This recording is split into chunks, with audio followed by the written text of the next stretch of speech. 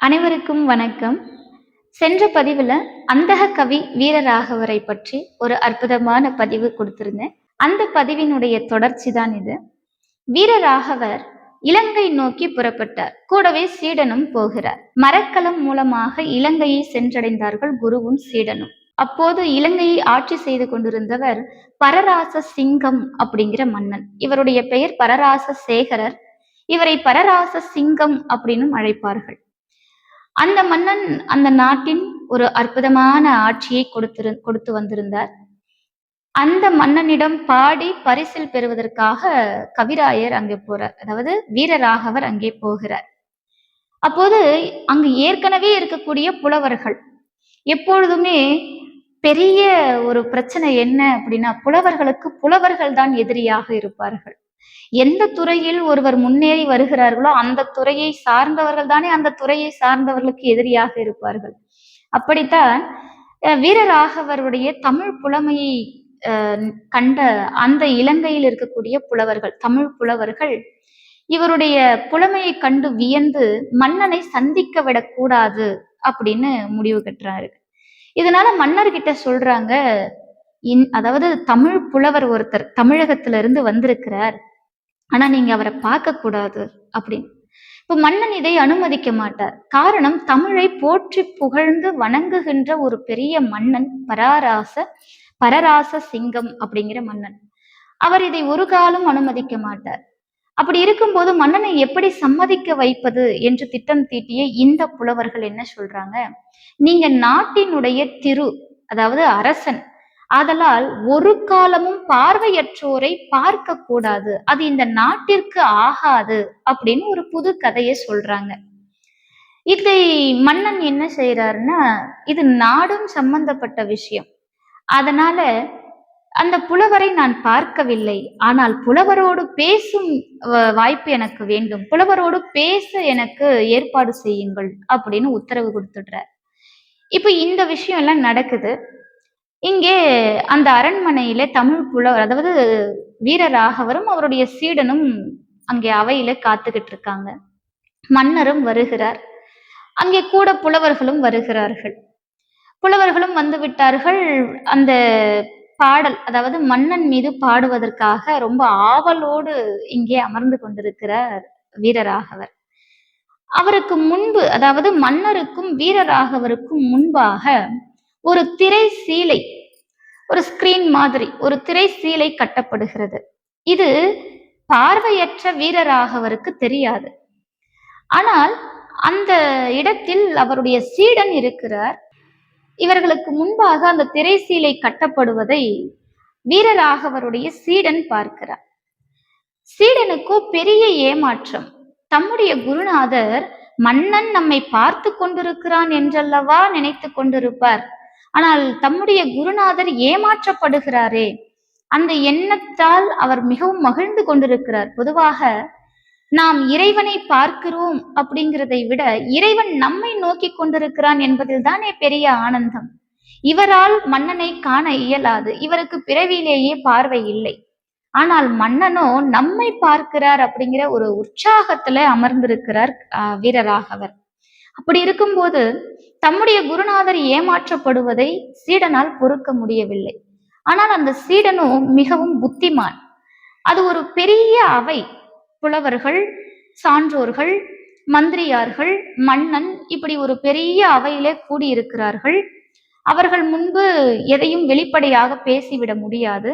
அதே சமயம் தம்முடைய குருநாதருக்கு இங்கு என்ன நடக்கிறது என்பதை தெரிவிக்க வேண்டும். இதனால் மிகவும் சாமர்த்தியமாக யோசித்த சீடன் சடால் என்று அந்த இடத்தில் சிவச்சிதம்பரம் சிவச்சிதம்பரம் சிவச்சிதம்பரம்னு கத்துறார்.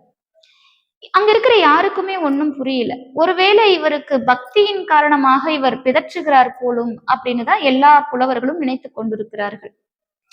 இப்ப தம்முடைய சீடன் திடீரென்று சிவச்சிதம்பரம் சிவச்சிதம்பரம்னு கத்துறதுக்கு என்ன காரணம் அப்படின்னு குருவால தெரிஞ்சுக்க முடியும். தம்முடைய சீடனின் எண்ணத்தை குரு ஒருவரே அறிந்து கொள்வார்.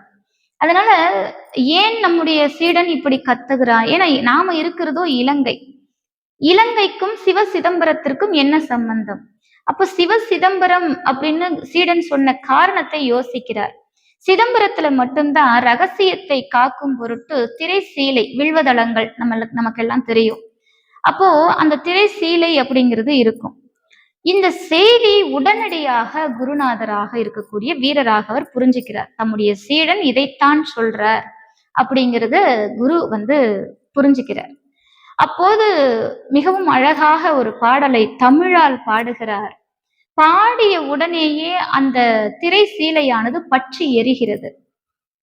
இந்த காட்சியை கண்ட மன்னன் சடார் என்று எழுந்து அந்த புலவனின் அற்புதத்தை வியந்து பாராட்டி வீரராகவருடைய அந்த திறமையும் வீரராகவருடைய தமிழுக்கு இருக்கக்கூடிய பெருமையும் உணர்ந்து மன்னிப்பு கேட்டு, காரணம் இந்த விஷயத்தை நடத்தினது மன்னன் கிடையாது, அந்த புலவரை பார்க்க வேண்டும் என்ற ஆவல் அதிகம் கொண்டிருந்தவன் மன்னன். ஆனால் புலவர்களுடைய தவறான நோக்கத்தினால் இந்த செயலானது அரங்கேற்றப்பட்டது.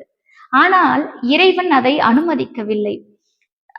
அந்த செய்தியை தம்முடைய சீடன் வாயிலாக அறிந்து கொண்ட குருநாதர் அவருடைய பாடலுக்கு இருக்கக்கூடிய அந்த சக்தி இதையெல்லாம் வெளிக்காட்டி அங்கு அந்த களத்தையே மாற்றி அமைத்தார் வீரராகவர். அவர் மேலும் அந்த மன்னனை பற்றி பாடி புகழ்ந்து பல பரிசில்களை வாங்குகிறார். யானையை அவருக்கு பரிசளிக்கிறார். பெரும் நிலங்களை அவர் மீது எழுதி கொடுக்கிறார். இந்த செய்தி நமக்கு எங்கோ தென்பட்டது போல இருக்கும். கடைசியா நம்ம அங்கேதான் வரோம். இப்போ இந்த பரிசில்கள் எல்லாம் பெற்றுக்கொண்டு அந்தக கவி வீரராகவரும் அவருடைய சீடனும் இலங்கையிலிருந்து தமிழகம் புறப்பட்டு வராங்க. அப்படி யானை மேல சீடனும் குருவும் வந்து கொண்டிருக்கிறார்கள். கூடவே அவர் எழுதி கொண்டு வந்த அந்த பத்திரங்கள், நிலங்களுக்கான ஆவணங்களும் கொண்டு வருகிறார். பெரும் செல்வத்தோடு வருகிறார். இதை கண்ட மாத்திரத்துல மனைவிக்கு ஒண்ணுமே புரியல.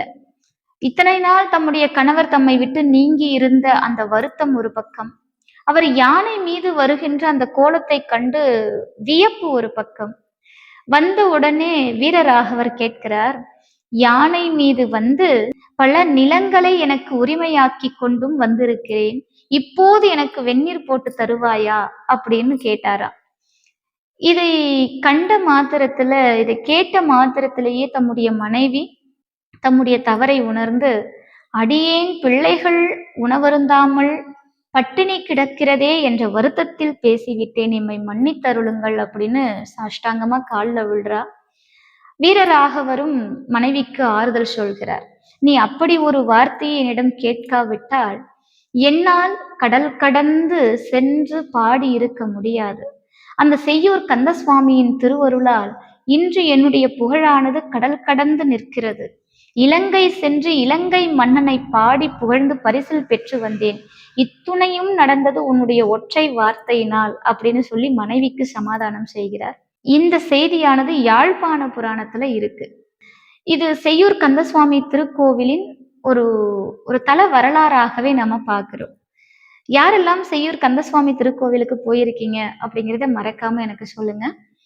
இந்த செய்தியை நான் ஏன் சொல்றேன் அப்படின்னா, இறைவன் தம்முடைய அடியார்களுக்கு அருள் பொருள் மட்டுமல்ல, பேர் புகழ் பதவியையும் தரக்கூடியவன், எல்லா இக சௌபாக்கியத்தையும் அதற்கு மேல் உள்ள பர சௌபாக்கியத்தையும் தரக்கூடியவன் இறைவன். அதனால்தான் நீர் அருணகிரி முருகப்பெருமான இகபர சௌபாக்கியம் அருள்வாயேன்னு பாடினார். இதுல ஒரு செய்தி நம்ம நுணுக்கமா பார்க்கணும். அந்த தமிழ் புலவர் ஒரு சிறு அவமானத்தை தாங்கிக் கொள்ளாமல் தான் அங்கிருந்து புறப்பட்டார். தம்முடைய மனைவி வீட்டுல உணவு இல்லை அப்படிங்கிற வருத்தத்தை தெரிவித்த ஒரு அவமானம் தான், அது சாதாரண விஷயம்தான்.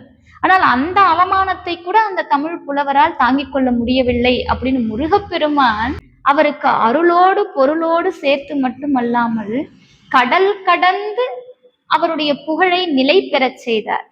இது செய்யூர் கந்தசுவாமி திருக்கோவிலின் ஒரு அற்புதமான வரலாறு. இந்த பதிவு உங்களுக்கு பிடிச்சிருந்தா மறக்காம நம்முடைய சேனலை சப்ஸ்கிரைப் பண்ணிக்கோங்க. நன்றி, வணக்கம்.